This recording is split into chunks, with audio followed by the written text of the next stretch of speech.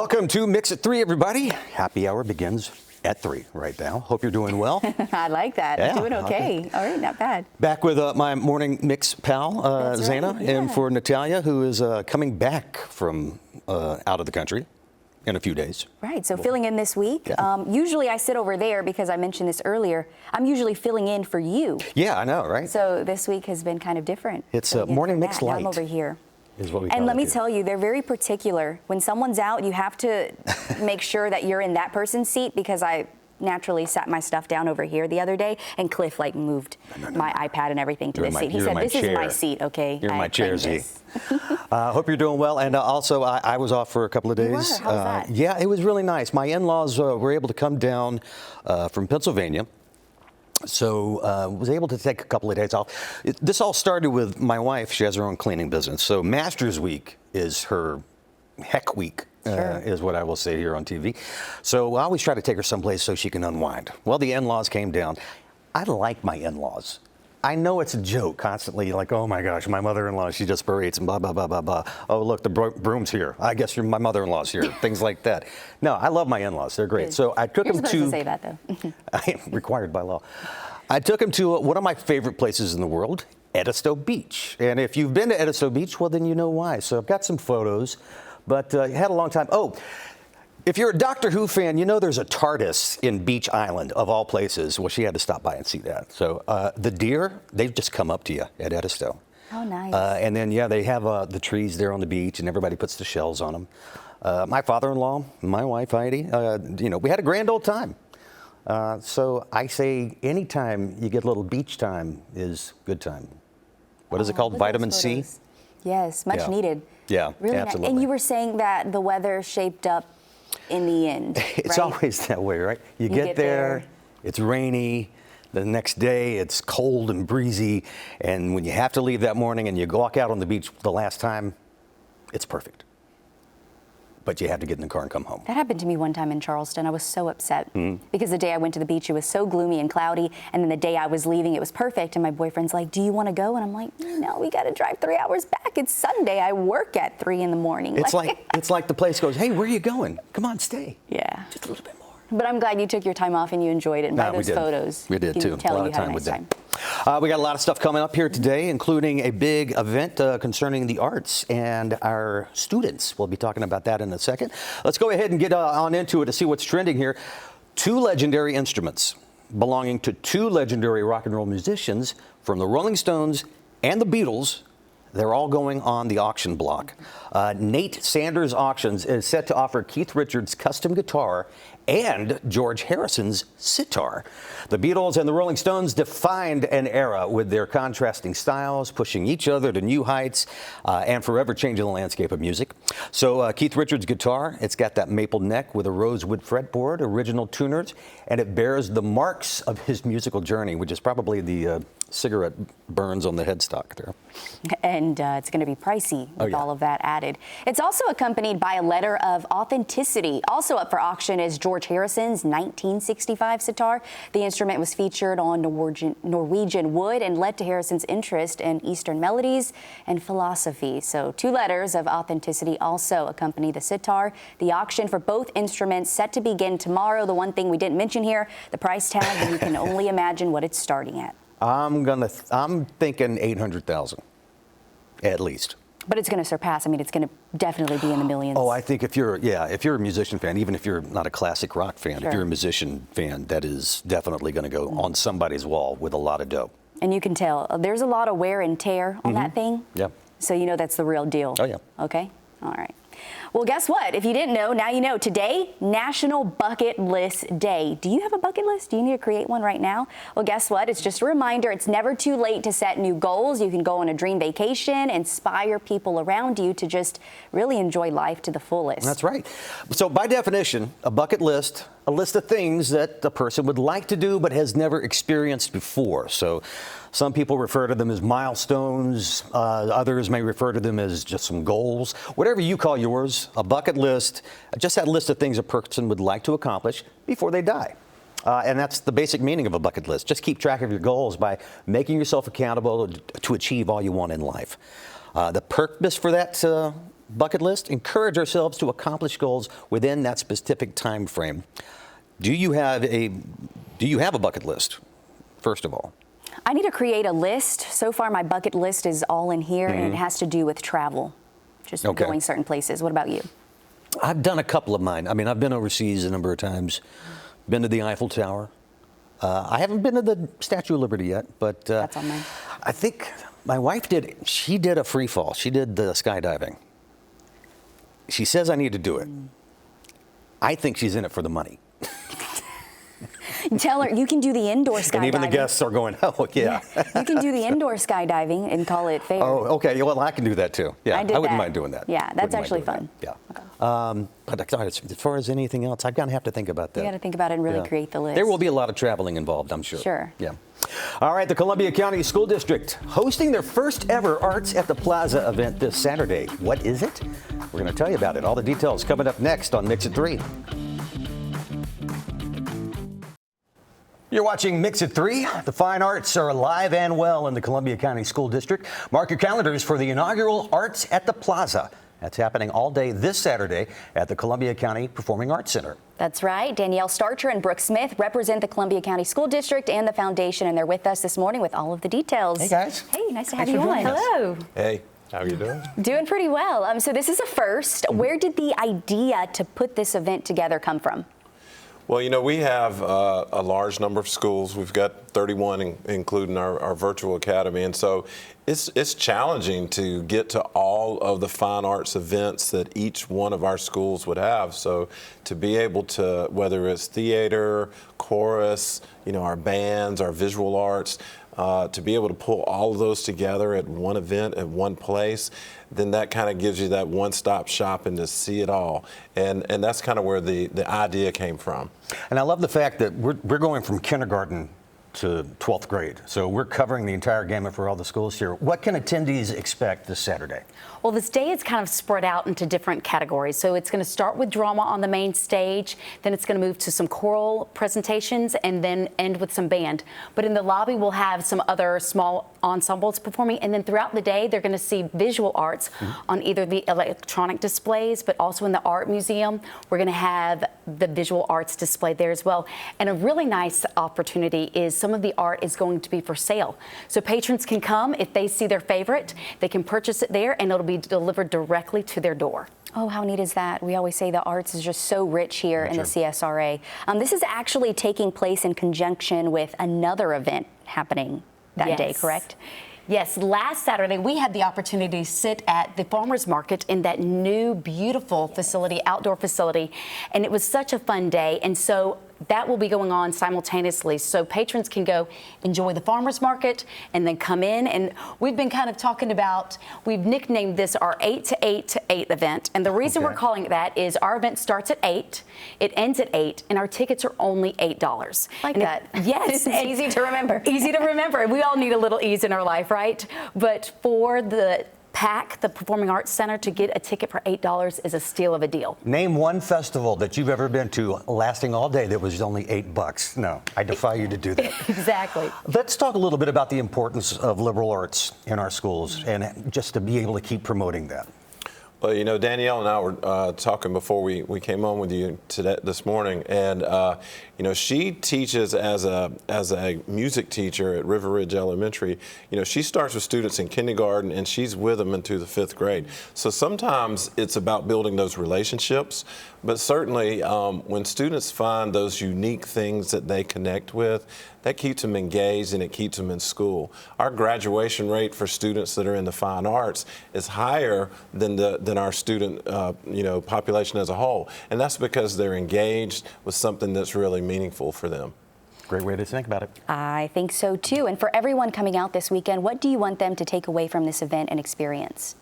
Well, I think that the best way to think about this is coming either as a patron or performer. We all get the opportunity to share the arts together. And as we're talking about the benefits of education in the arts, it's so important to know that this is not only something that increases our data statistics, but more importantly, it develops the student. And it really builds confidence. It gives them an opportunity to express different ways. And really, we just want to support the fine arts in our community and show what Columbia County has to offer. All right. You'll be able to check it out again this Saturday starting at 8 a.m. at the Columbia County Performing Arts Center. Tickets available at thecenterofcc.com. Get all that information, guys. Thanks for joining us. Thank you. Thank you for having us. Have a great time Absolutely. Saturday. Coming up, it's a question and debate both men and women have wondered about. Do you have enough testosterone or do you have too much? We're going to get to the bottom of that next here on Mix at 3. Welcome back to Mix at 3. Testosterone is a hormone that both men and women have. Over time, your T levels will begin to drop. For some, that happens at a younger age. That's right. Natalia and Cliff spoke with Dr. Jed Ballard on how much is too much, T-level boosters, over-the-counter, and a lot more. We are with Dr. Jed Ballard. Good to see you again, sir. What's up, y'all? Thanks for Good to see joining you us guys. here. Great to be back. The subject is testosterone. We all know it's a hormone, but a lot of people don't know what it really does to the body. So let's break it down. What is testosterone? Sure. So testosterone, a lot of people think of testosterone and they think of people like Arnold Schwarzenegger, you know, these big, massive, hunking bodybuilders. But all of us, males and females, have testosterone, and it's a very vital hormone for living a good and full life. So a few things it's going to do. One, it is very important in building muscle. Everyone kind of gets that part. Another one, though, is important for bone density.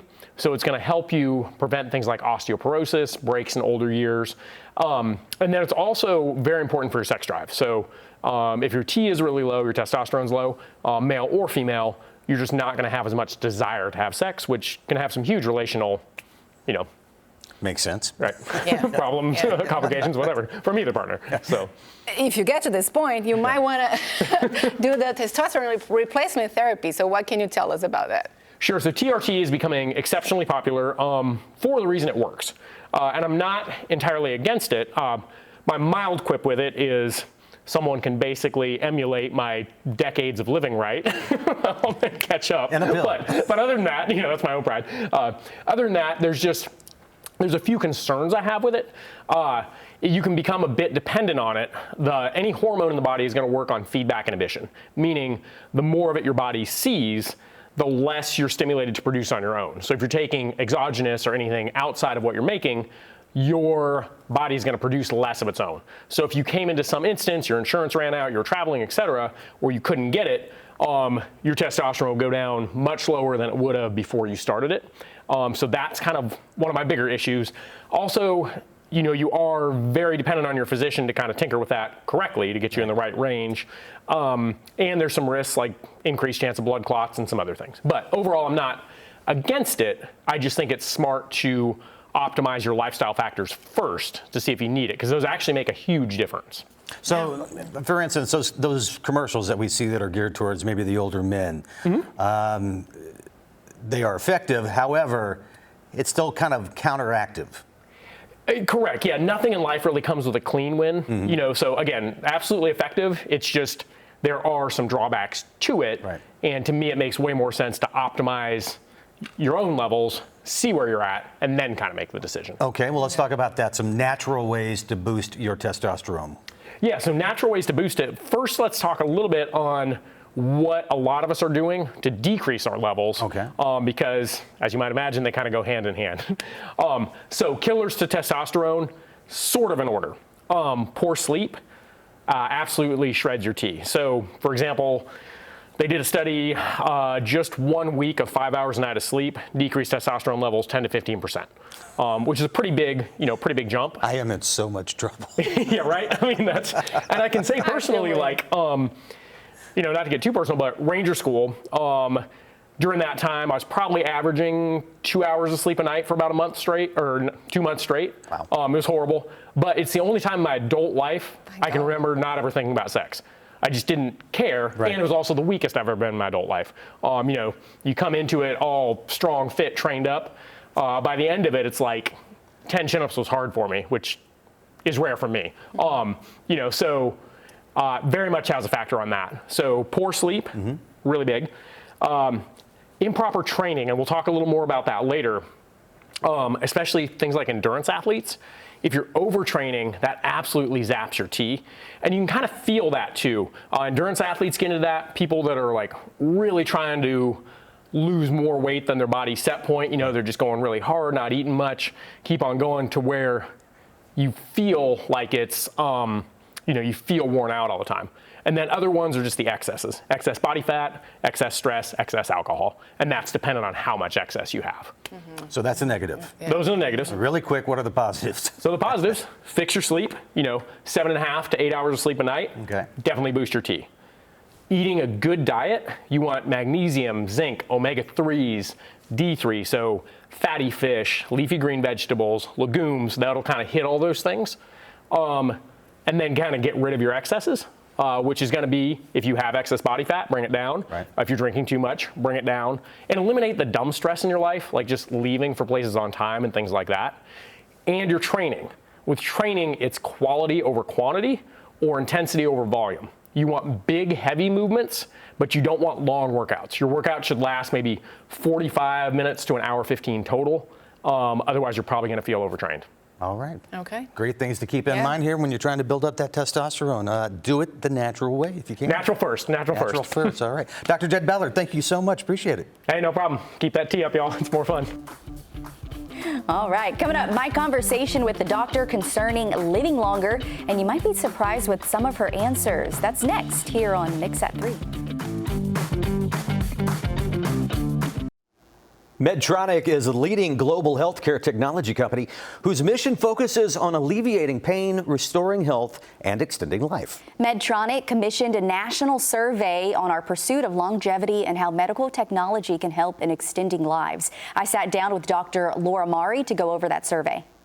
I'm joined today with Dr. Laura Mari, the Senior Vice President, Chief Scientific, Medical, and Regulatory Officer at Medtronic. Thank you so much for speaking with me today.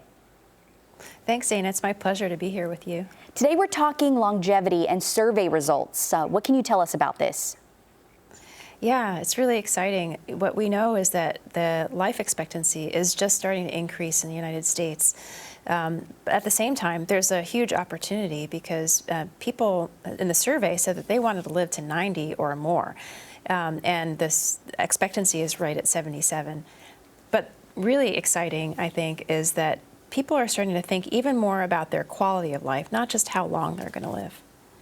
Which is really nice when you see that age range go up. I'm sure a lot of people are happy about this. Why is it important to have this discussion?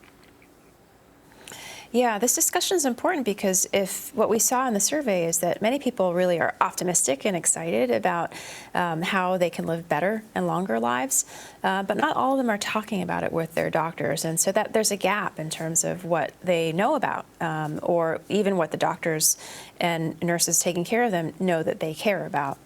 And so by having this conversation, there's probably going to be better access to be able to take advantage of what's out there.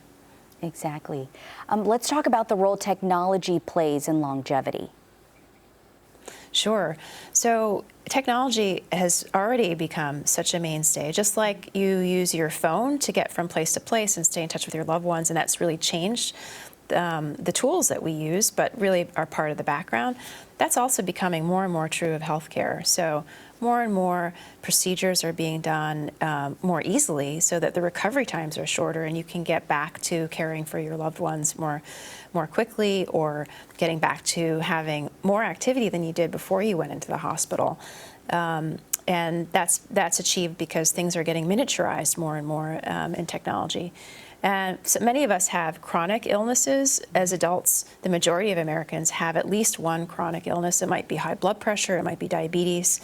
And these devices can be used to be able to take the burden of monitoring your health condition out and put it in the background, like measuring your sugar and then delivering the insulin, perhaps being able to rely on fewer medications. So there are many ways that technology is coming to bear in healthcare already now, and it's very exciting to think about how much more will be possible in the future. And let's talk about this acronym, the acronym TECH, T-E-C-H, and its recommended actions for everyone. Right, TECH is a reminder for you to bring this to your doctor or your next healthcare visit to talk about what could be helpful to you. And that stands for T, talk to your doctor.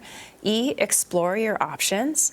C, check your assumptions, meaning that you might think that there's nothing available to you that will let you get to your, your child's graduation or the next wedding in your family.